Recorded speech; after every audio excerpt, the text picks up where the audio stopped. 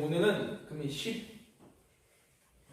12과를 한번 보도록 하겠습니다. 12과. 자, 12과 문제를 한번 제가 읽을 테니까요. 여러분 단문 한번 읽어주시면 감사하겠습니다. 12과. 사람이 창조함을 받은 본 지위에 있을 때 하나님께서 저를 향하여 섭리하신 중에 무슨 특별한 작정을 하셨는가? 하나님께서 사람을 창조하신 후에 완전히 침묵하는 것을 주권으로 삼아 생명의 영향을 베고 선악을 분별하는 나무의 실과와 먹는 것을 사망의 벌로서 금하셨다. 네, 자 이게 무슨 말인지 이해가 되십니까?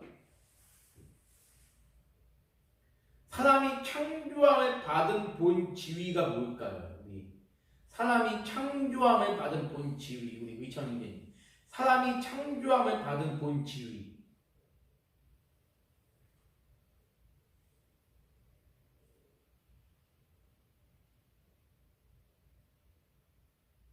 모르겠습니다. 성인님, 사람이 창조함을 받은 본 지위. 잘 모르겠습니다. 의치원님, 사람이 창조함을 받은 본 지위. 창조한 것 어렵지 않은데? 그거 아닌가요? 처음에 하나님이 창조할 때 하나님의 형상을 만들었는데. 정답입니다. 와요. 자, 그러니까 여러분들이 이거 문장을 어렵게 생각하지 마시고 문장 너무 어렵게 생각하지 마세요.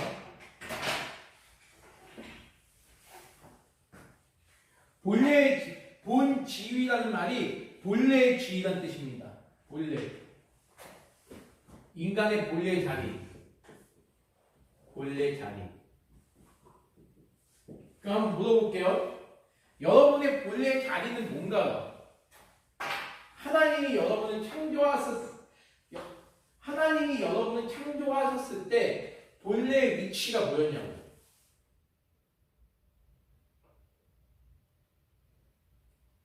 마태복음 4장 한번 봅니다. 성경책 없죠? 아니 성경책을 한번 갖고 와주세요. 성경책에 보시면서 하시는 성경 공부 역시 성경책에 있어야 돼요. 마태복음 4장을 한번 좀 보도록 하겠습니다. 마태복음 4장에 보면 마귀가 예수님을 시험하죠. 자, 예수님을 처음에 시험할 때 예수님이 이제 일단 잘 보시면 됩니다. 예수님이 시험을 당하시기 전에 예수님이 뭘 하셨죠? 마태복음 4장 한번 보시죠. 마태복음 4장 1절부터 봅니다. 마태복음 4장 1절부터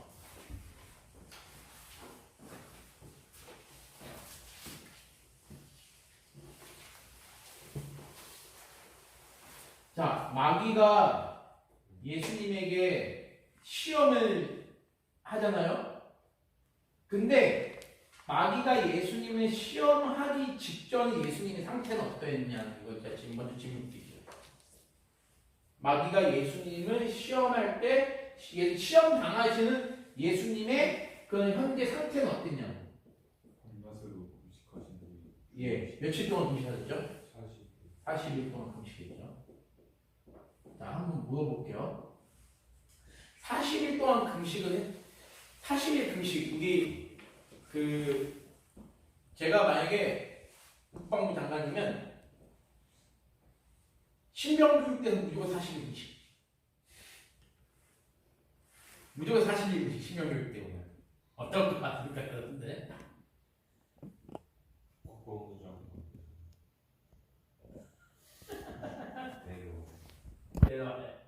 여러분 40일을 금식한다는 게 어떤 거? 사실 우리 성인님 40일을 금식하면 금식은 물르는 거 어디서입니까? 40일 버틸 수 있습니다. 있습니까? 있습니까가 아니라 있습니다라는 거예요? 있습니까? 지금 예수님 버티셨잖아요. 예수님. 일반 사람들이 40일씩 아무것도 없는데. 40일을 금식하는 사람이 있지 않나요? 있다고는 들었으나 있대요. 굳이 그러고 싶지 않은.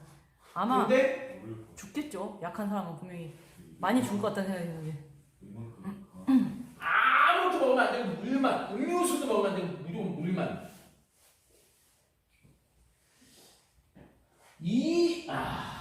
보통 금식 기도한다는 분들 제가 한 15일 금식 기도하는 분 봤어요.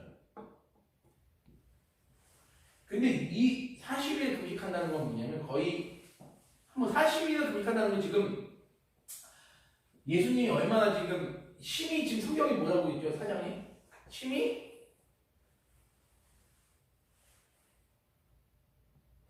줄이신지라. 줄이신지라고 되어 있죠? 배가 엄청 고프시다는 뜻이겠죠? 예수님이? 자, 그러면 그때 마귀가 그러한 거의 탈진 상태에 있는 예수님에게 지금 첫 번째 시험하는 게 무엇입니까? 돌들로 떡이 되게 하라. 이런 돌들로 떡이 되게 하라. 자, 한번 물어볼게요. 예수님이 어떤 분이십니까? 우리 이제 배워왔잖아요. 예수님 어떤 분이시죠?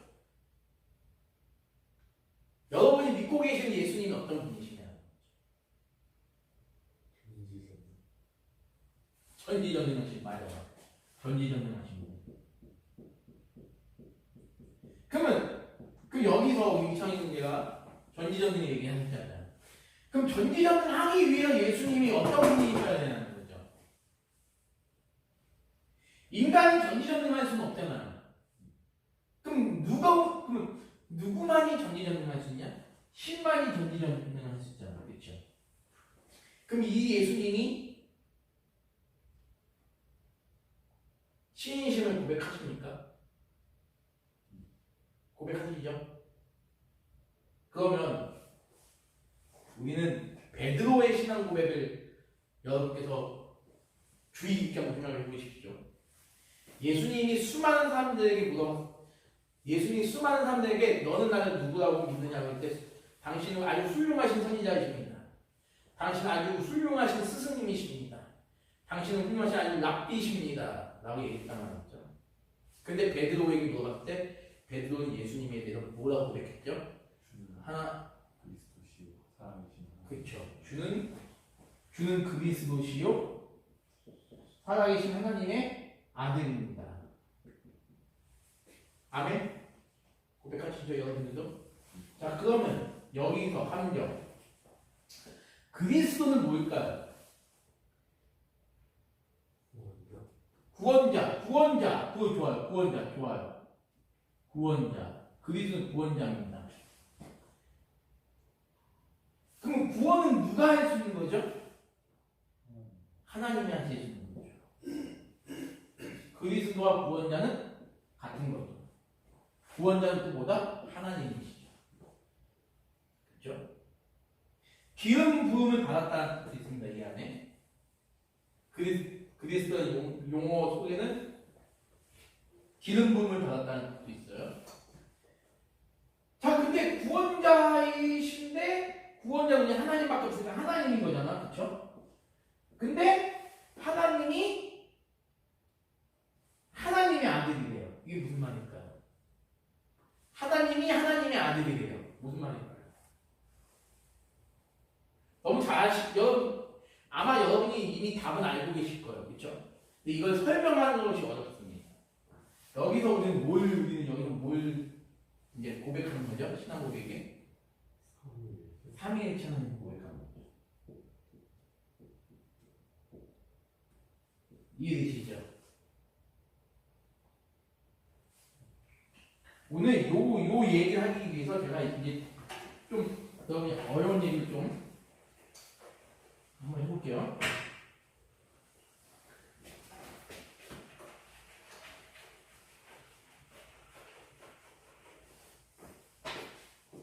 자,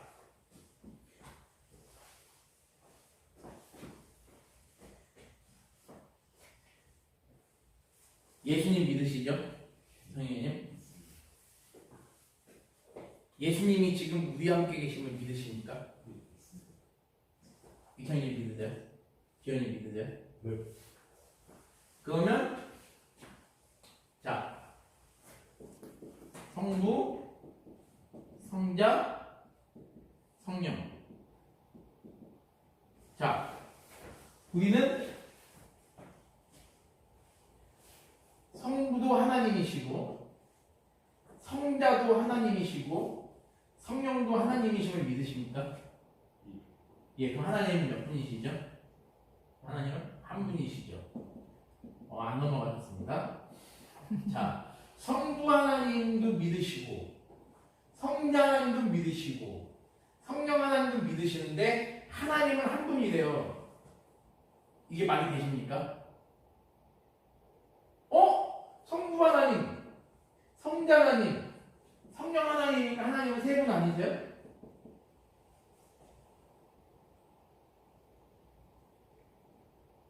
세 분이 맞아요? 한 분이 맞아요? 한 분이죠. 그런데 그리스도는 하나님의 아들이래요. 무슨 뜻이죠? 자, 성부 하나님이 성부, 성자, 성령 이 삼위 하나님 중에서 성부 하나님이 제일 똑똑하시죠?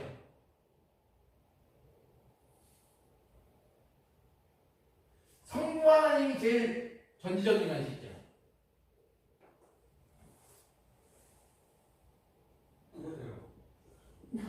똑같다. 성자 하나님하고 성부 하나님하고 성령을 다 권위와 영광과 모든 능력에서 똑같죠? 그러면 그럼 왜 무조건 앞에 성부가 들어갈까요? 성자가 먼저 오면 안 돼? 똑같은데? 아니면 성령이 먼저 오면 안 돼? 똑같은데? 권위와 능력과 영광받게 합당하신 동등하신 이 세 위격이면 얘가 먼저 와도 상관없잖아요. 이분이 먼저 와도 상관없잖아요. 근데 역사적으로 수많은 우리 신앙의 그 선배들이나 우리들은 다 뭘로 공격하죠? 성자, 성부, 성령, 성령, 성자, 성부, 성자, 성령, 성부가 아니라 우리는 뭘로 고백하죠? 성부, 성자, 성령을 고백하죠. 이유가 무엇일까요?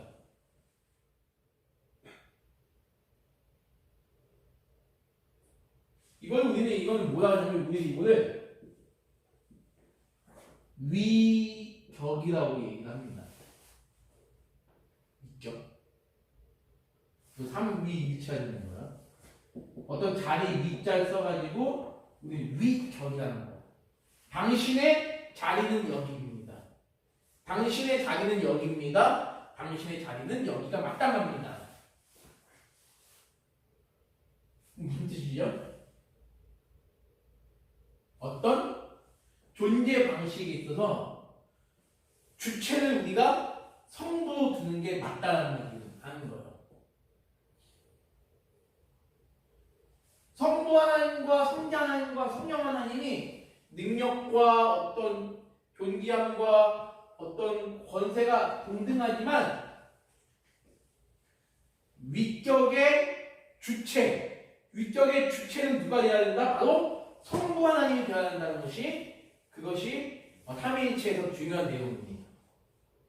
그러면 성부는 뭐예요? 쉽게 말하면 성부는 부가 뭡니까?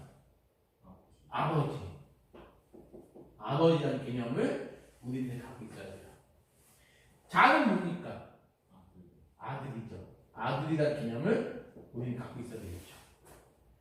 영은 뭡니까? 영혼이라고 하면 안 돼. 성령은 우리가 성령을 영혼이라고 이야기하면 안 됩니다. 성령은 아버지와 아들의 영이다라고 얘기해야 돼요. 아버지와 아들의 영.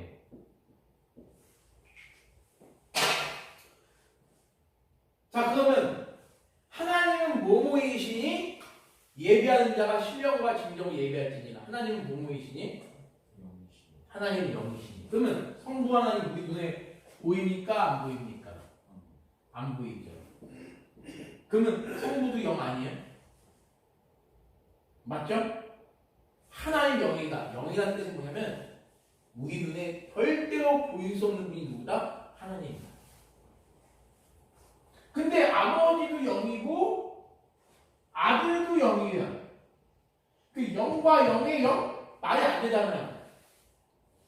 0과 0의 0이지. 이 0은 또 이 0이랑 결국 이 0은 또 이 0하고 다른 개념이란 말이야. 성부나 성자나 성령은 다 0입니다. 0. 0인데 성령에게는 독특하게 아버지와 아들의 0이라고 표현을 해요. 그 이유는 뭐냐면 여기서 여러분 쉽게 이해하시면 됩니다. 아버지와 아들과 늘 함께 하시는 분. 아버지와 아들과 늘 함께 하시는 분. 그러니까 한번 여기 한번 머리를 한번 공명해 보세요. 아버지와 아들과 함께 영원히 함께 하시는 분이시면 이 아들도 영원히 아버지와 함께 하시겠죠. 그리고 아들은 영원히 아버지와 아들과 언제 함께 하시니까 당연히 아들과 이 영도 함께 하시겠죠. 이해되시죠? 무슨 말인지 이해되시죠? 다시 말하면 이 성령은 성부 하나님과 성자 하나님과 단절돼서 일하시는 분이 아니다. 그래서 성부와 성자와 성령은 여기서 헷갈리시면 안 됩니다. 성부와 성자와 성령은 늘 함께 계신다는 거예요. 여기서 자꾸 오해하면 안 돼요. 아, 성부와 성자와 성령이 함께 계시니까 성부 하나님 따로, 성자 하나님 따로, 성령 하나님 따로 존재하시는 애가 아니에요. 하나님은 여전히 그럼에도 불구하고 하나님은 여전히 한 분이시다. 온 우주 만물에 하나님은 유일신이다가 우리의 신앙 고백입니다. 근데 자 보세요. 이것까지만 여러분 이해하시고 그 나머지는 여러분 우리 사람의 원리는 이해가 안 되는구나 하고 겸허하게 하나님 앞에 내려놔야 됩니다. 어디까지만 이해가 해야 되냐면 하나님은 상 위로 존재하고 계신다. 이 위격이 과연 뭔가라고 얘기했을 때 사람들이 그래 이 위격을 그럼 이렇게 이해하면 돼 라고 하는 게 뭐냐면 퍼슨즈가 뭐죠? 퍼슨이 뭡니까 여러분? 퍼슨이 사람이잖아요. 여기 뒤에 s를 붙이면 이게 뭐냐면 인격이 돼요.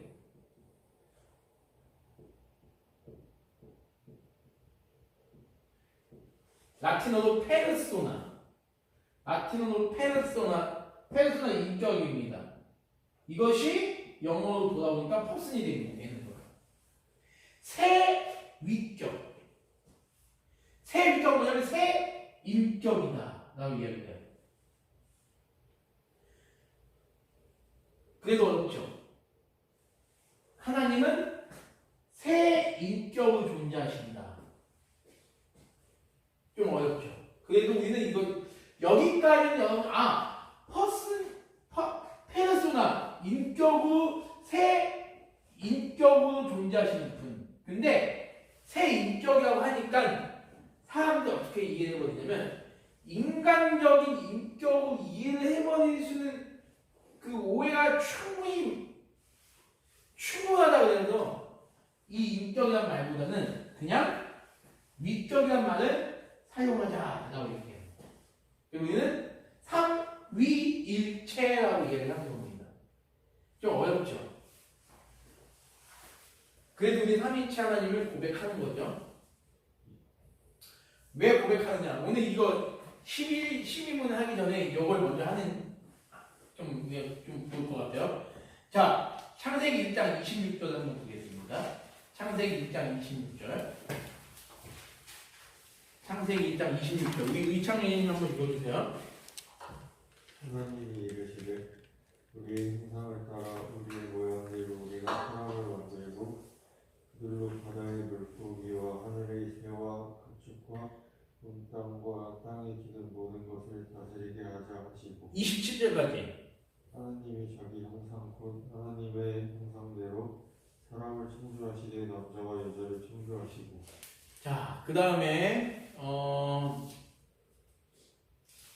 창세기 11장으로 한번 가보겠습니다. 자, 창세기 11장 5절부터 9절까지 한번 우리 지연 형제가 읽어주세요. 창세기 11장 5절부터 9절까지.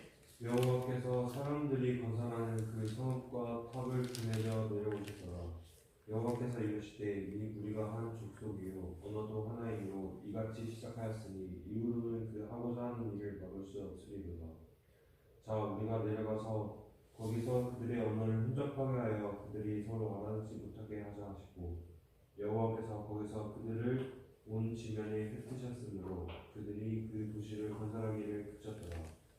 그러므로 그 이름을 바벨이라 하니 이는 여호와께서 거기서 온 땅의 언어를 hun접하게 하셨음이니라. 여호와께서 거기서 그들을 온 지면에 흩으셨더라. 자, 이제 제가 지금 왜 창세기 창조 이야기와 이 바벨탑 이야기 아시죠? 이 바벨탑 이야기를 여러분께 읽으라고 하신 걸까요? 여기 아주 핵심적인 표현이 중요한 표현이 있습니다.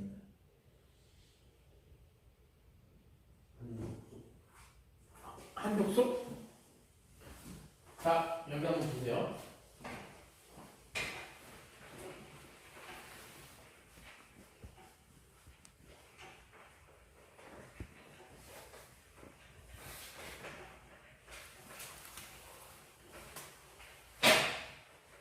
자, 창세기 1장 26절에 보니까 어떤 표현이 있습니까?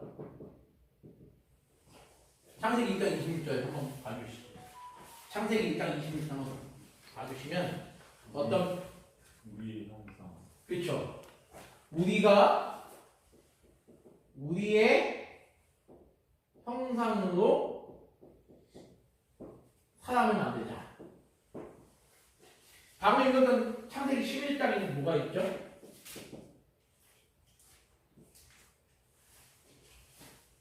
우리가 내려가서 그렇죠. 우리가 내려가자. 자, 지금 이 말씀을 지금 누가 하고 있는 겁니까? 하나님이 하고 계시잖아요. 하나님이 한 분이시래요. 하나님이 한 분이신데 그럼 누구랑 대화를 하시는 거죠? 하나님이. 하나님이 한 분이신데 누구랑 대화하고 계신 겁니까? 우리가 누구예요? 우리가 누굽니까? 우리 성령님 우리가 누굽니까? 여기서 3위가 벗어나면 안 되죠. 천사라고 옛날에 천사 얘기하는 것 같은데 천사라고 이야기하는 분도 있었죠. 오디긴 같은 사람 천사 얘기했죠. 하나님이시죠? 하나님이 우리가 함께 가자. 하나님이냐, 그렇죠? 그럼 여기서 오해하면 안 되죠. 아, 하나님은 몇 분이구나. 근데 우리는 하나님 한 분이잖아요. 성경 누누이 하나님은 한 분이시다고 돼 있어요. 근데 하나님 한 분인데 우리가 같이 가자. 나도 하나님, 너도 하나님, 너도 하나님, 너도 하나님. 그래서 하나님 네 분이 아니라 하나님은 한 분이래요. 자, 그러면 한번 또 볼게요. 요한복음 17장 한번 보겠습니다. 요한복음 17장. 요한복음 17장.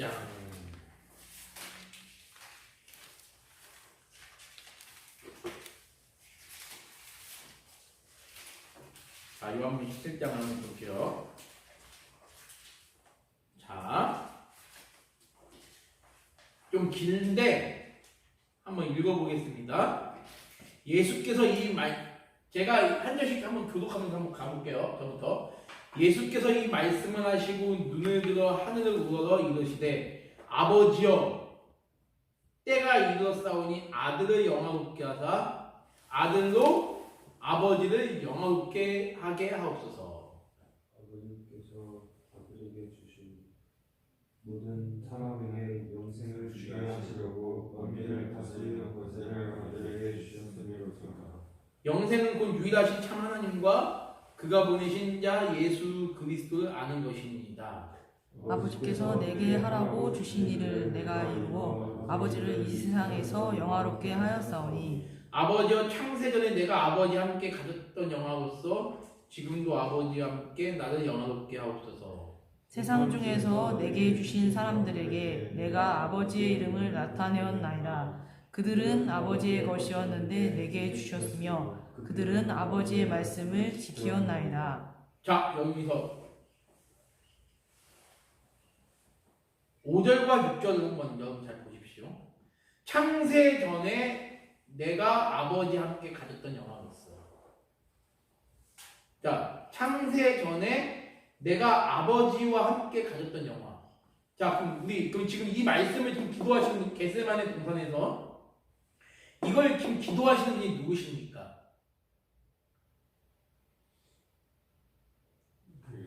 예수님이시죠. 그럼 예수님 지금 뭐라고 5절에요? 창세 전에 아버지와 내가 함께 있었다고 얘기하는 거죠? 맞죠? 이 세상이 창조되기 전에 예수께서 하나님과 함께 계셨대요. 이거 여러분 뭐라고 얘기를 하실 겁니까?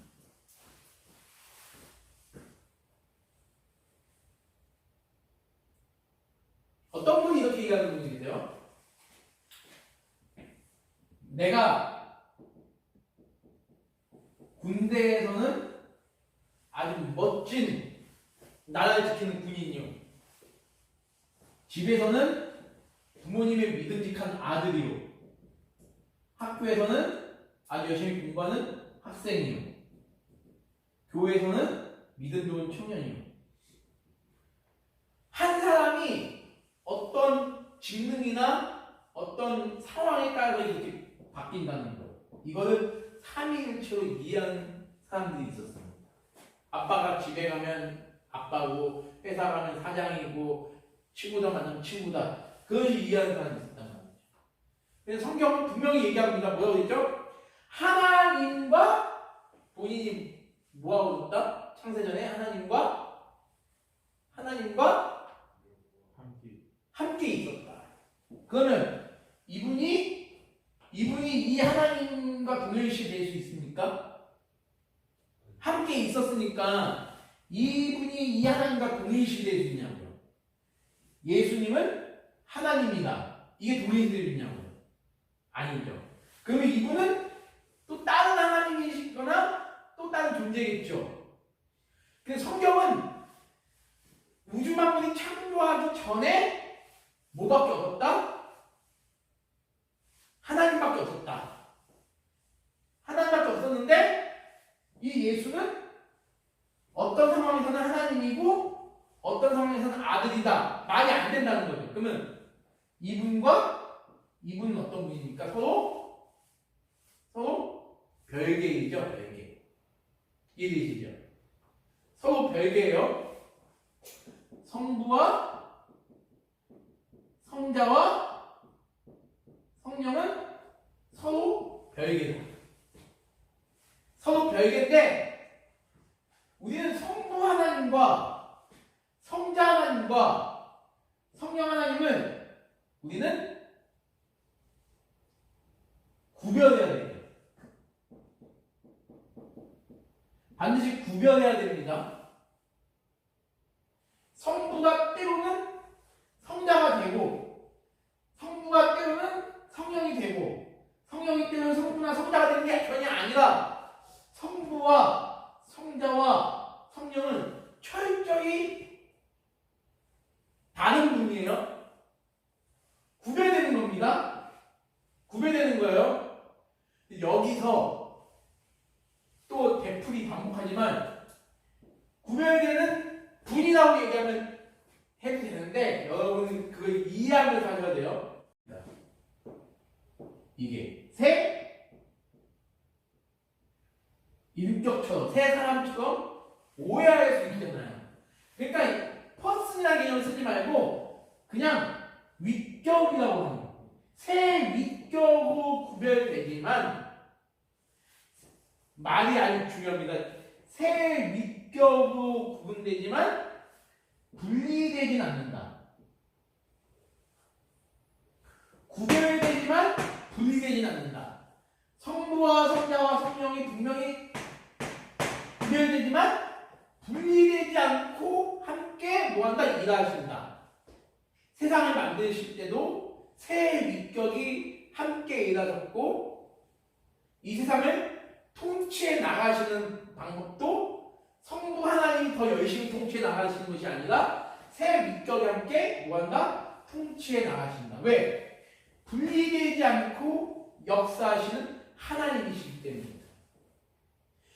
지연 형제나 우리 위철 형제나 저나 우리 성민 형제를 구원해 나가시는 그 방식도 삼위일체 하나님이 서로 분리되지 않는 방식으로 우리를 구원해 나가시고 우리의 삶을 이끌어 나가신다. 이 정도 개념까지만 우리가 이해하시면 된다. 윗격이 세 개인데 어떻게 하나님이 한 분이지?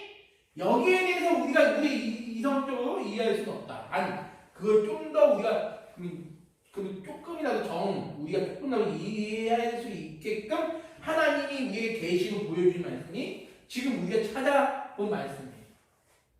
예수님이 아까 전 창세 전부터 나도 누구와 함께 있었다? 아버지와 함께 있었다. 자, 보세요. 그렇기 때문에 우리는 여기서 뭘 얘기해 주냐면 성부와 성자와 성령일 때 이미 성자이신 예수께서 아버지에게 모든 영광을 돌리신 거예요. 아버지에게 모든 영광을 돌리셨고 그 다음에 성령은 성부와 성자 영으로서 성부와 성자가 구원하기로 한 우리 의차 형제나 우리 지연 형제나 우리 성인 형제의 그 구원의 과정을 이끌어가시는 분이 누구다? 성령님이시지만 역시 분리되지 않고 함께 세 위격 성부, 성자, 성령이 분리되지 않고 함께 하신 거기 때문에 여러분을 구원하시는 사역도 삼위일체 하나님의 전체 사역이다라고 우리는 얘기하는 거죠. 여기까지 이해가 되십니까? 자, 최대한 쉽게 지금 설명하려고 하는데 어떻게 좀 이해가 되셨어요? 네, 그럼 좀 더 성경을 한번 찾아볼게요. 자, 로마서 한번 보겠습니다.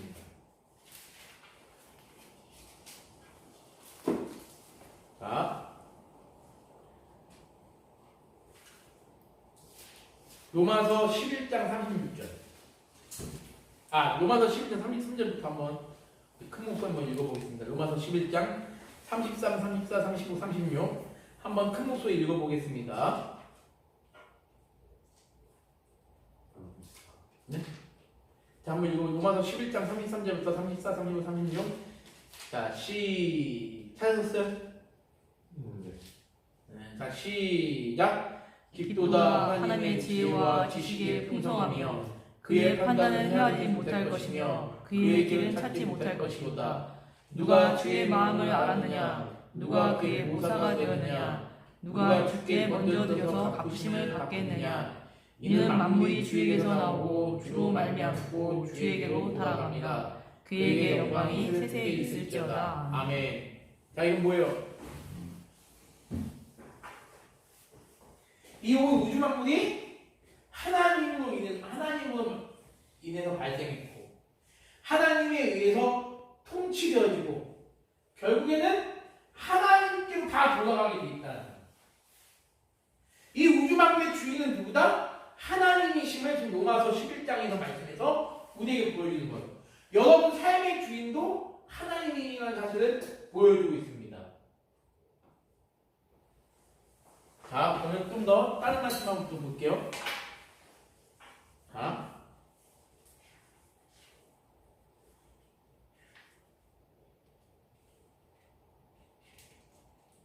자, 마태복음 한번 봅니다.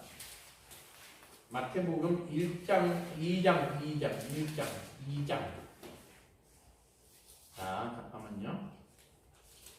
18절부터 20절까지. 18절부터 22절까지. 한번 읽어보겠습니다. 시작. 예수 그리스도의 1장, 마태복음 1장 1장 18절부터 21절까지 읽겠습니다. 시작. 예수 그리스도의 나심은 이러하니라. 그의 어머니 마리아가 요셉과 약혼하고 동거하기 전에 성령으로 잉태된 것이 나타났더니 그의 남편 요셉은 의로운 사람이라. 그를 드러내지 아니하고 가만히 끊고자 하여 이 일을 생각할 때 주의 사자가 현몽하였되 다윗의 자손 요셉아 내 아내 마리아 데려오기를 무서워하지 말라. 그에게 잉태된 자는 성령으로 된 것이라. 아들을 낳으니 이름을 예수라 하라. 이는 그가 자기 백성을 그들의 죄에서 구원할 자이심이라 하니라. 아멘. 자, 여기서 중요한 게 무엇입니까? 그러면 18절과 20절에 한 공통된 단어가 나오죠. 그게 뭐죠? 18절과 20절에 한 공통된 단어. 성령. 그렇죠, 성령. 자, 성령.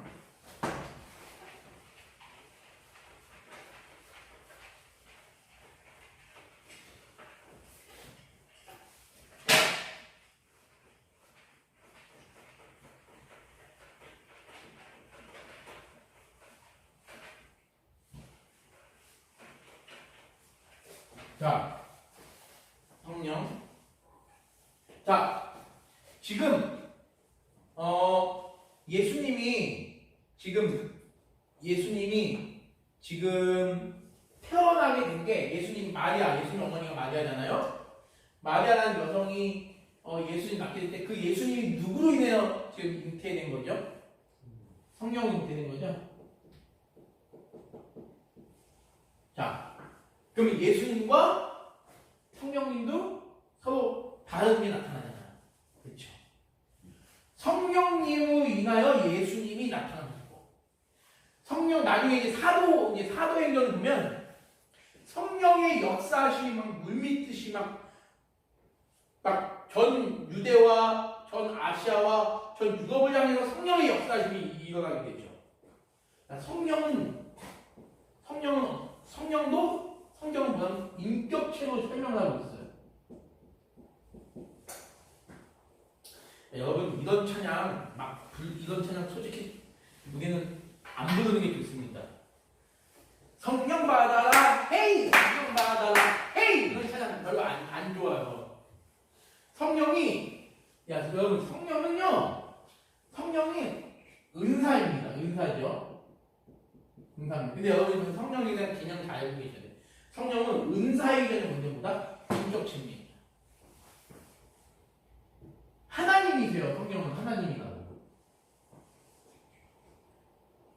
성령 충만이 무엇입니까? 성령 충만이. 성령 세례는 무엇이죠? 자, 우리 이창희님 순복음교회 다니시니까 한번 우리 성령 세례가 뭔지 한번 좀 말씀해 주시기 바랍니다.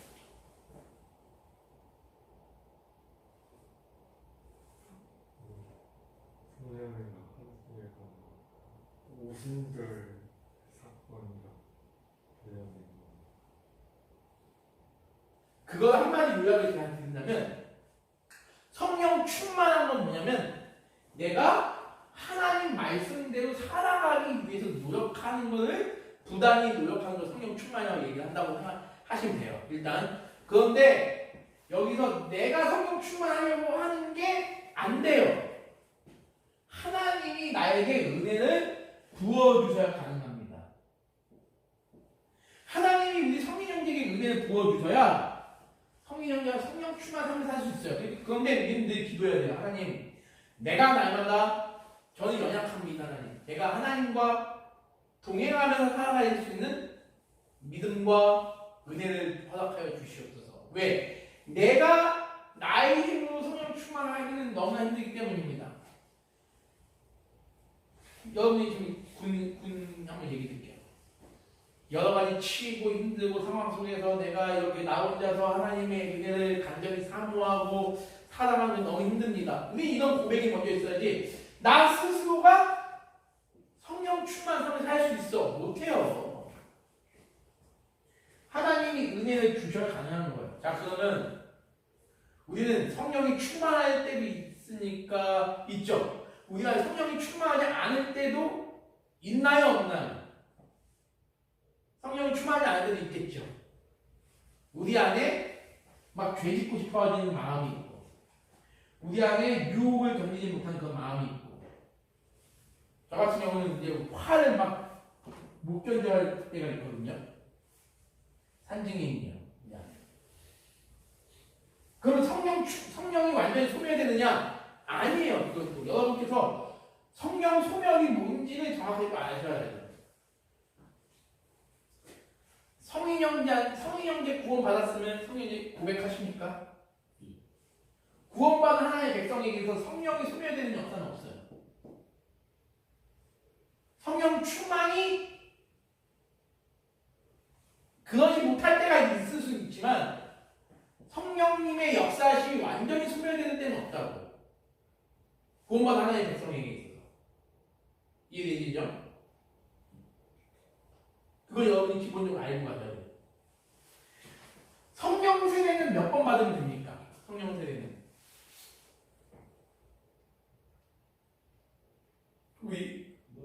어떻게 해요? 한번 양은 말해보세요. 성령 세례 한번.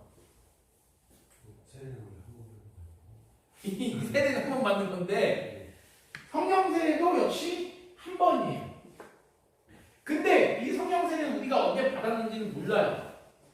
근데 성령 세례라는 건 뭐냐면 쉽게 말하면 하나님이 나를 하나님의 백성 삼아주셔서 내가 하나님 믿게 된 하나님 믿게 된 그 모습을 우리는 성령 세례를 받은 걸 표현하는 거예요. 성인아, 너 성령 세례 받아야지. 이창아, 너 성령 세례 받아야지. 지효야, 너 성령 세례 안 받았지? 그러니까 넌 믿음이 없는 거야. 세례만 받은 뭐해? 성령 세례 안 받았는데. 세례만 받은 뭐해? 성령 세례 안 받았는데.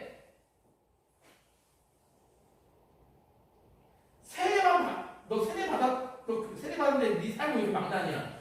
성령 세례 안 받았으면 네 삶이 망나니 아니야. 이렇게 얘기하면 안 된다는 거야. 성도, 구원받은 백성들 우리는 성도라거든요. 구원받은 사람들은 누구나 다 성령세를 받은 겁니다. 성령세를 받았기 때문에 우리는 더 이상 죄를 짓지 않아가 아니야. 성령세를 받았음에도 불구하고 우리의 믿음이 연약해져서 성령 충만하지 못할 때 우리는 또 죄를 짓게 되는 거예요. 너 죄를 지었어? 그럼 너의 성령세는 끝난 거야. 다시 받아야 돼. 이렇게 되면 안 됩니다. 내가 내 죄를 하나님께 회개하는 거와 성령 세례가 없어졌기 때문에 회개하는 건 다른 거예요. 구원받은 하나님의 백성, 내가 예수를 구주로 믿고 하나님의 자녀로 살아가는 게 그게 이미 성령 세례를 받는 겁니다. 이해되시죠? 근데 그 삶을 내가 얼마나 은혜 가운데 잘 걸어가느냐, 내가 얼마나 성령 충만한 모습으로 살아가느냐, 그 개념인 거예요. 그러면서 성령의 은사가 그러죠? 성령의 은사는 뭡니까? 성령 하나님이 우리에게 주시는 은혜를 말하는 겁니다. 그렇죠? 성령의 은사 한번 말해봅시다. 뭐가 있을까요? 사랑, 화평, 온유, 절제, 인내, 양선, 자비. 그 순서대로 얘기하면 거겠지만, 근데 우리는 그런 성령의 은사를 사모하고 간구해야 되겠죠. 여러분, 성령의 은사를 우리가 간구해야지. 성령은요 이미 하나님을 믿는 우리와 함께 하시는 분이가 성령님이세요. 제가 아까 얘기했잖아요. 성부, 성자, 성령은 구별되지만 함께 하시는 분이 성부, 성자, 성령입니다. 어느 날 여기 성부 하나님만 존재하고 성부 하나님과 성자 하나님 어디 가서 다른 데 가가지고 오락을 하고 계신 분이 아닙니다. 성부 하나님 계신 곳에 성자 하나님 계시고 성자 하나님 계신 곳에 성령 하나님 계시는 거예요. 이해되시죠? 우리는 성령을 받을 필요가 없어요. 성령의 은사를 우리는 나눠 구하는 거지. 맨날 성령 받아라, 헤이! 성령 받아라, 헤이! 오순절날 성령을 받은 사건과 지금 우리가 성령을 받았다는 개념 다른 겁니다. 오순절날 초대교회가 성령을 받은 거랑은 이거 지금 이 개념이 다른 거예요. 그때 2000년 전에 그 개념을 오늘날 똑같이 적용해서 나도 성령 받아야 돼. 너 성령 받았어? 너 성령 안 받았어? 너 쉐이야. 이건 잘못된 거예요. 기독교의 어떤 예수 그리스도가 십자가에서 죽으시고 부활하시고 40일에 승천하시고 나서 기독교의 역사가 전 세계로 차츰차츰 커져갈 때 그때 성령의 역사심이 있었던 이야기를 하는 것이지, 내가 지금 예수 그리스도를 믿고 있는데 내가 다시 성령을 받아야 된다? 이건 위험한 이야기입니다. 만약에 믿지 않는 한 병사가 온다. 이 병사는 성령 받아야 돼. 어떻게 보면 그 말 되게 맞을 수 있어요. 왜? 예수 믿지 않으니까. 우리는 이미 성령을 받은 존재들입니다. 왜? 예수 그리스도를 주로 믿기 때문입니다. 이해되시죠? 이해는 되는데 교회에서 정말 다른 내용이 다른 것 같아요. 혼돈이 있어. 교회에서는 이제 뭐라고 이야기하나요? 교회에서 성령 세례를 받아야 된다.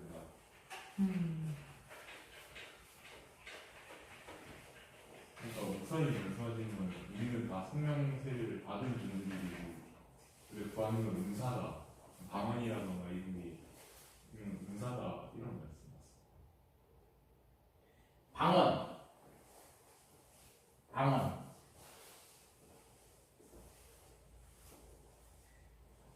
성령 세례는 이거는 이제 좀 이해할 수 어려울 텐데, 성령 세례는 반복적으로 될 수 없어요. 그러니까 아직 안 받았다. 예수님을 믿는 사람이 성령 세례를 안 받았다. 우리는 그러니까 이게 좀 한번 이제 이거는 그냥 너무 양해서 들으십시오. 성령 세례를 안 받은 사람이 절대 기독교인이 될 수 없습니다. 그게 맞는 말인 것 같아요. 네? 이것도 맞는 말인데. 맞는 말이지요. 맞는 말이잖아. 성령 세례 안 받은 사람이 어떻게 기독교인이 됩니까? 거짓된 기독교인일 수 있겠죠. 성령 세례 안 받았는데 어떻게 기독교인이 돼요? 중요한 건 성령 세례를 받았는지 안 받았는지 그걸 상대방이 평가하고 판단할 수 없어요. 예를 들어서 성령님 제가 예수님 믿어. 좀 뭔가 말라기 같아. 좀 뭔가 냄새가 나. 야 성령아, 너 성령 세례 안 받았지? 너는 내가 볼 때 성령 세례 안 받은 거야. 이렇게 평가해서는 안 된다고. 그리고 또 하나, 예수님을 되게 잘 믿는 사람한테 보여요. 정말 열심히 교회 나오고, 정말 열심히 기도하고, 정말 열심히 성경 보는 것 같아요. 근데 너는 성령 세례 받았구나. 뭐 그렇다면 이제 그 정도 평가는 내릴 수 있겠지만, 그것도 솔직히 위험하다라는 얘기 제가 드리고 싶은 거예요. 성령 세례를 받았는지 안 받았는지는 우리는 본인이 가장 잘 알아. 성령제가 내가 성령 세례 받은 사람인지 아닌지 판단하고 싶으세요? 판단할 수 있는 근거는 알려줄게. 과연 내가 하나님을 사랑하는지, 내가 어떤 죄를 질 때마다 마음의 양심이 생기고 하나님 두려워서 그 차원을 넘어서서 내가 정말 회개하고 싶은 마음이 일어나는 거지. 예수님의 십자가의 은혜가 감사한지 이 세 가지만 여러분 점검하시면 됩니다. 그러면 내가 거짓 그리스도인인지 아닌지 알 수 있어요. 교회는 열심히 나오는데 나는 아무리 교회 다녀도 난 하나님이 믿어지지 않고 그래 그냥 교회는 그냥 재미로 나오지.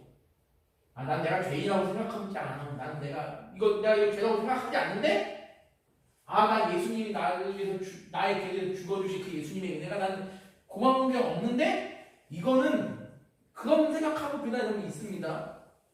이거는 다시 한번 자기를 돌아볼 필요가 있어요.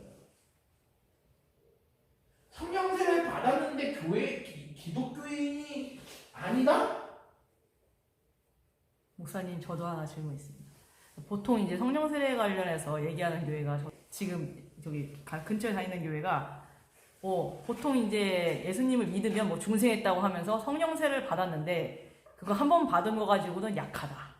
하나님의 사역을 하려면 좀 더 강하게 성령 세례를 받아야 사역을 하지. 이거 한 번 받아서는 안 되네. 그러니까 반복적으로 받아야 된다는 그런 신학적인 기조가 있는 것으로 압니다. 일단 우리 의창이 한번 물어볼게요. 우리 순복음은 어떻게 얘기하나요? 순복음도 그냥 한 번 받는 건데 이게 죄를 지으면은 성령과의 관계가 약간 멀어졌다가도 다시 회개를 통해 성령과의 관계를 회복해서 그래서 그건 이제 약간 그 성령 충만과의 이제 문제죠. 성령 세례는요 한 번밖에 받을 수 없어요. 이거는. 그렇게 얘기하는 교회가 있다면 그건 내가 볼 때는 잘못된 교회 같은데. 성령 세례 2번 받을 수 없는데. 보통 로이드 존스가 그런 식으로 주장했었죠. 로이드 존스 목사님이 그런다고요? 예전에 그랬었어요. 근데 어쨌건 그런 신학적 기조적인 입장을 추구하는 로이드 교회들이 존스가 참 훌륭한 있는 분이신데. 걸로 알아요. 예. 근데 이제 아무래도 이제 성령을 굉장히 강조하다 보면 당연히 그러니까 우리가 성령을 강조할 때 뭘 보고 강조를 합니까? 제일 중요한 게. 뭘 보고 강조하는 거예요? 한번 여러분 우리 지원 형제 한번 물어볼게. 너 성령과 관련해서 너를 평가할 때 지원 형제 평가할 때 뭘 보고 평가를 하냐? 뭘 보고 평가하는 거예요? 일단은. 제 질문 열었나? 여기 성령님들 질문할게요. 성령과 관련해서 어떤 한 사람 평가할 때 그 사람이 무엇을 보고 너 성령 받았지 안 받았지 평가했을까요? 그냥 그 사람이 예수님 진짜로 주시나는 그 사람의 행동을 보고 평가하잖아요. 야, 너 행동이 넌 내가 볼 때 넌 예수 믿는 사람 같지가 않아. 그러니까 너는 성령세를 안 받, 성령세례는 참된 그리스도인이나 분명히 받는 겁니다. 여기서 말하는 참된 그리스도인은 뭐냐면요. 내가 어떤 행위를 철저히 잘하고 내 스스로가 어떤 율법을 법을 잘 지키고 하나님의 어떤 하나님 물론 중요해요. 그것도 중요합니다. 중요한 건데 참된 그리스도인이라는 건 뭐냐면요. 쉽게 말하면 하나님 이 참된 그리스도인이라는 이 근거를 나에게서 찾으면 안 돼요. 그럼 한번 물어볼게요. 죄 지으면 여기 죄가 있잖아요. 죄를 지으면 지옥 갑니까?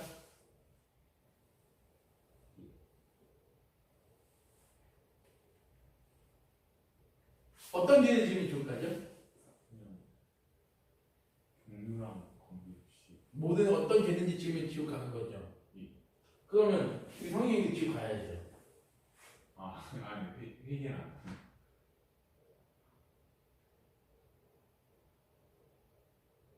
죄사함을 그럼 회개하면 괜찮아요? 회개하면 괜찮은 거예요? 죄사함을 받았으면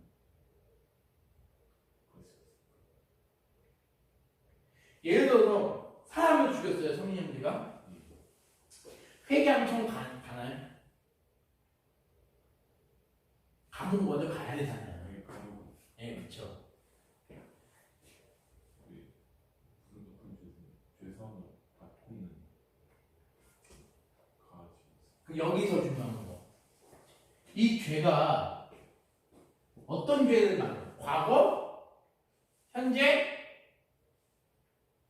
미래의 모든 게 다 말하겠죠. 과거 아니죠. 이창현님, 예수 그리스도께서 우리의 죄를 위해 예수님이 우리 이창현의 죄를 사하여 주시기 위해서 십자가 죽으시고 부활하신 분이시잖아요. 그럼 그게 이창현의 과거, 현재, 미래의 모든 죄인가요? 아니면 지금까지 과거에 지은 죄만인가요? 모든 죄죠.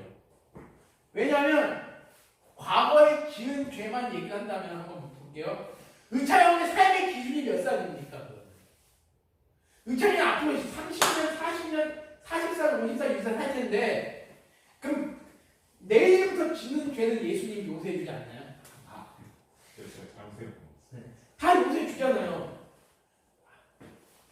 만약에 과거에 지은 죄만 용서해 준다면 만약 10살 때 만약 성경자가 그 얘기를 했잖아요. 그럼 10살 이전의 죄만 용서해 주고 10살 이후에 지은 죄는 하나님 용서해 주지 않는다는 개념하고 똑같은 거예요.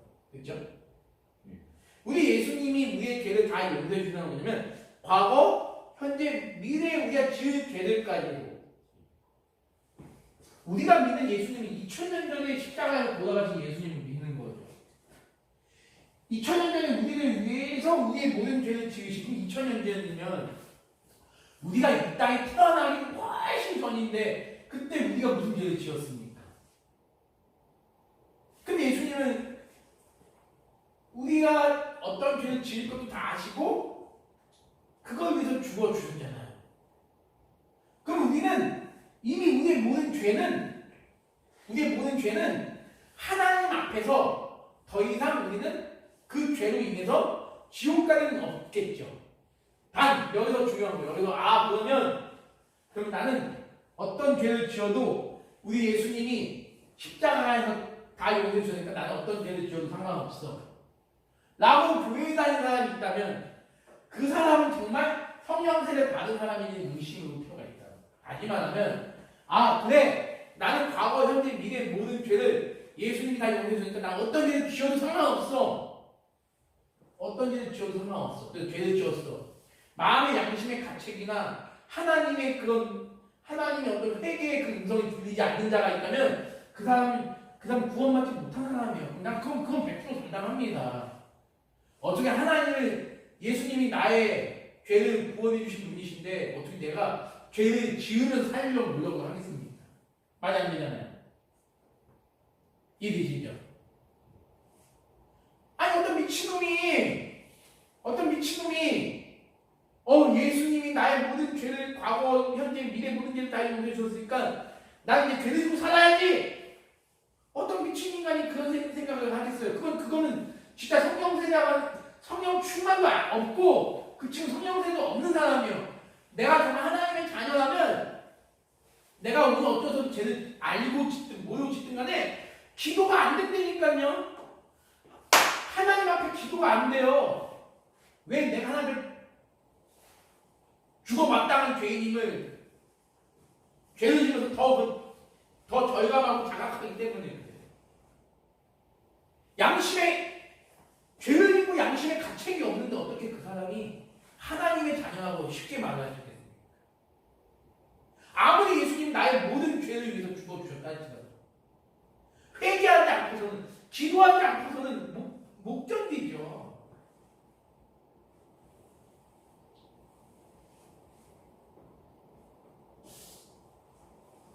성령 세례는 아무튼 이 죄에 대한 이해를 좀 더 우리가 좀 더 살펴보도록 할게요. 흥미진진해지니까. 성령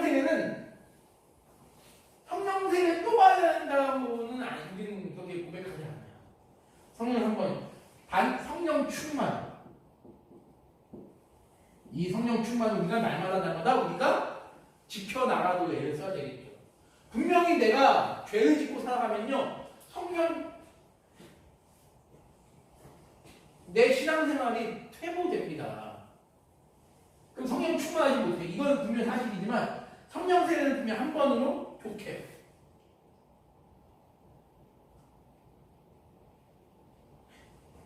내일 세례식 있잖아요. 내일 세례식은 세례를 안 받아도 구원받는 건 문제가 없습니다. 하나님 믿는다면. 그러나 성령 세례를 받지 못하는 사람은 절대 구원을 받지 못해요. 이건 분명한 거. 성령 세례에 대해서 좀 더 궁금하다면 이제 다다음 주쯤에 다시 한번 살피도록 하겠고요. 그래서 이제 지금 3일치를 얘기하다가 이제 성령 세례까지 나오게 됐는데 한 7분 7분만 마치도록 하겠습니다. 거의 1시간이 넘게 나왔어요. 자, 사람은 어떤 사람이었냐면 원래 이게 마태복음 4장에 보니까 어떤 말씀이 예수님이 십자가에서 예수님이 40일 동안 금식했을 때 사단이 시험했어요. 뭐라고? 너가 이 돌을 뭘로 만들어봐라? 떡으로 만들어봐. 떡덩이 만들어봐. 그래서 만들어서 어떡하라는 거야? 너 지금 배고파 죽겠으니까 너 그거 먹어. 딱 한번 물어볼게요. 예수님이 돌을 떡으로 만들 수 있을까요? 없을까요? 있죠. 충분히 만들 수 있죠. 없는 것도 있게 만드신 분이 예수님이신데 무에서 유를 만드신 분이 예수님이신데 돌 하나 떡을 만드는 게 쉽지 않겠습니까? 무리를 걸어가시는 분이 예수님이신데 근데 예수님 떡을 만드셨을까요? 안 만드셨을까요? 안 만들었죠. 그걸 우리 하나님의 자녀들에게 우리에게 보여주시는 게 무엇입니까? 정답이 4장인가 나와요. 한번 읽어볼게요. 마태복음 4장 4절.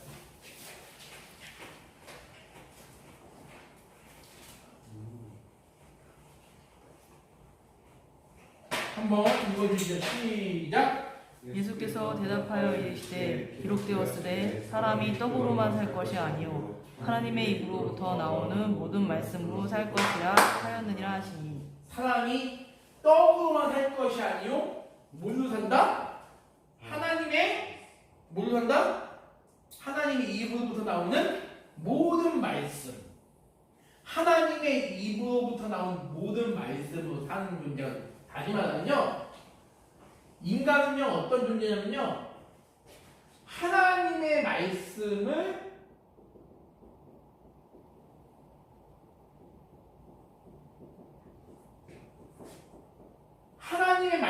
먹고 사는 존재로 만들어진 게, 창조되어진 게 인간입니다.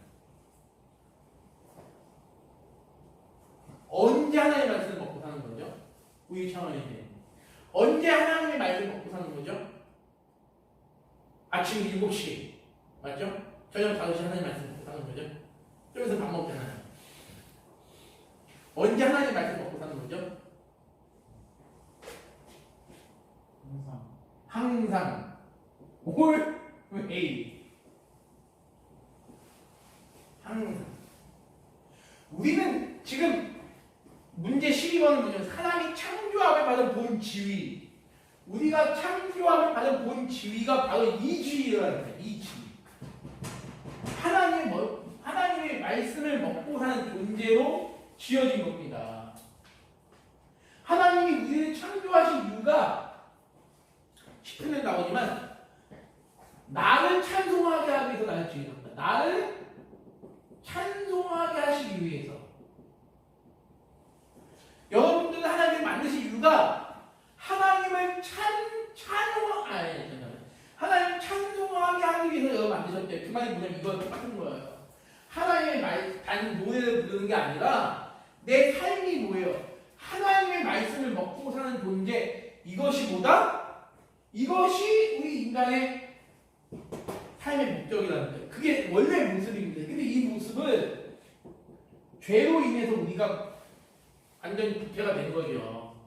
그래서 인간에게는 모든 죄의 욕망이 다 자리 잡게 된 거예요. 본성적으로. 근데 그걸 거슬려서 살아가는 게 바로 이 기독교인의 성도죠. 그래서 우리 날마다 뭘 추구해 나가는 겁니까?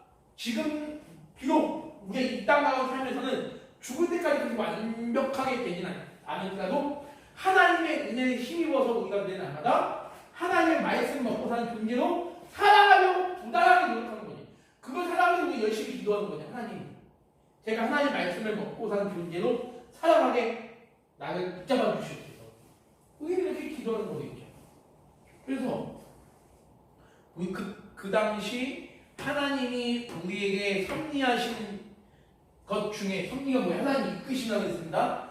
우리 성인 형제를, 의찬 형제를, 우리 지연 형제를 이끌어 가시는 방식이 섭리라고 했어요, 제가. 근데 여기에 하나님이 무슨 특별한 작정을 하셨대요. 이렇게 정하겠다. 뭘 정하겠냐고 했냐면 좀 더 살펴보겠지만 다음 주에 인간이 하나님의 말씀에 순복하는 것을 통하여 어떤 것을 이제 우리에게 작정하셨냐면 선악을 분별하는 나무의 실과를 먹는 것을 하나님이 금하셨다는 얘기예요. 하나님의 이것만 얘기하고 마치겠습니다. 2분 안에 마치겠습니다. 여러분, 하나님이 이거는 하면 안 돼. 이건 해. 하나님의 말씀이 중요한가요? 내가 생각하는 바가 더 중요한가요? 그쵸. 이것을 우리 하나님이 원하시는 거예요. 여러분에게 이런 신앙 고백이 있기 소망합니다. 하나님이 원하시는 것이 선이다. 내가 봤을 때 이거 악같아. 이거. 물론 이거는 거의 없어. 내가 봤을 때 악같은 거는 하나님 보시기 분명 악한 것이 거의 맞을 건데 설령 내가 봐도 이건 악한데 하나님 보시기 이건 선이야 라는 것도 있을 수 있겠죠. 그럼 무엇이 우선이 되겠습니까?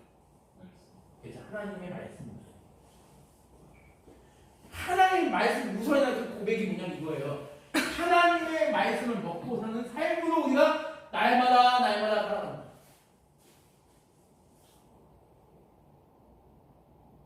그러면 하나님의 말씀, 자, 선악을 알게 하는 나무의 과실을 먹는다.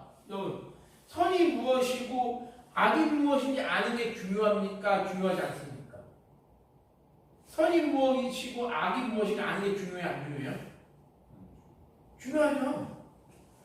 선이 무엇인지 알아야 내가 그 선을 행할 거잖아요. 그 악이 무엇인지 알아야 내가 어떻게 하니까 그 악을 피하겠죠. 그 선이 무엇인지 악이 무엇인지 중요하잖아요. 그런데 하나님이 선과 악을 알게 한 나무의 과일을 먹지 말래요. 분명히 선과 악을 아는 건 중요한데 선과 악을 아는 나무의 과일을 먹지 말래요. 그러면 선과 악을 아는 게 중요합니까? 그 나무를 먹지 말라고 해서 하나님의 명령이 중요합니까? 명령이 중요해요. 솔직히 에덴 동산에는 모든 나무는 먹지 말라고 하셔. 다 하나님 마음대로 먹어요. 이빨 먹어요. 뱉어져 죽든지 말든 거는 뭐. 근데 동산 중앙에 있는 선악을 알게 하는 나무의 과일을 먹지 말라고 했어요. 그럼 선악을 알게 하는 나무의 과일을 왜 먹지 말라고 하셨을까요? 그게 왜 나빠? 왜? 성경에 이유가 없어요. 이유가 없고 뭐만 있는 거죠? 하나님 뭐만 남아있는 거죠? 성경에는? 명령, 말씀만 남아있는 거죠. 하나님 먹지 말라 했으면 안 먹으면 되는 거예요. 아무리 내가 좋아! 먹지 마! 안 먹으면 그게 하나님 명령 지키는 거예요. 근데 분명히 먹지 마! 아, 하나님 너무 고집부리는 거 아니야? 너무 일방적 아니야? 좋은데? 먹어! 그러면 죄겠죠. 그래서 우리는 여기서 보는 거냐? 죄는 내 뜻이 아닌 저는 하나님의 뜻이 아닌 내 뜻을 따라가는 게 죄겠죠. 하나님의 뜻이 아닌 내 뜻을 따라가는 게 죄다. 지금 우리 그 얘기를 합니다. 그래서 우리는 하나 뜻. 기독교는 내가 주체가 아닙니다. 내가 주체가 아니라 누가 주체다? 하나님이 주체시다. 오늘 이 정도까지만 하겠습니다. 혹시 질문 있으신 분? 밥 시간이 다 돼가지고 다음에 5시부터 밥 먹는 시간이죠? 네, 오늘 고생하셨습니다. 어려운 게 있으시면 또 한 개 나누는 시간 갖도록 하겠고요. 네, 기도와 마치겠습니다. 하나님 감사합니다. 우리 사랑하는 우리 지원 형제, 우리 성인 형제, 우리 의찬 형제 하나님 함께 하시고 늘 하나님의 말씀을 먹고 사는 삶으로서의 그런 삶의 자세를 살아가면서 하나님을 기쁘시게 하는 믿음의 자녀들로 하나님께서 늘 날마다 이끌어가 주시옵소서. 이 시간 이후에 있을 나머지 일과 시간에도 함께 하시고 내일 귀한 모습으로 함께 보일 수 있는 그런 거룩한 주일 되게 도와주시옵소서. 내일 세례식이 있습니다. 하나님 세례받는 우리 귀한 장병들 하나님의 은혜 가운데 세례 잘 받게 도와주시며 하나님의 자녀로서 하나님 살아갈 수 있는 은혜를 허락하여 주시옵소서. 감사드리며 살아계신 예수님의 이름으로 기도드립니다. 아멘. 아멘. 고생하셨습니다. 감사합니다.